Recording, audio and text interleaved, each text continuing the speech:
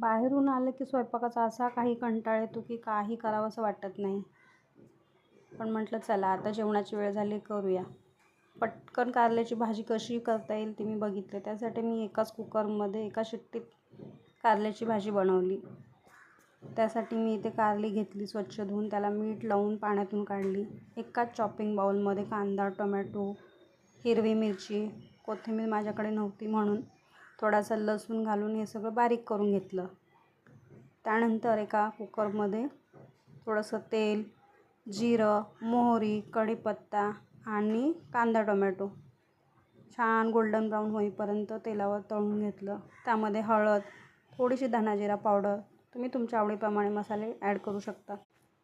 हे चांगलं तेलावर परतून घेतल्यानंतर त्यामध्येच मी थोडंसं शेंगाचं कूट घालून याची छान थोडी ग्रेव्ही तयार करून घेतली.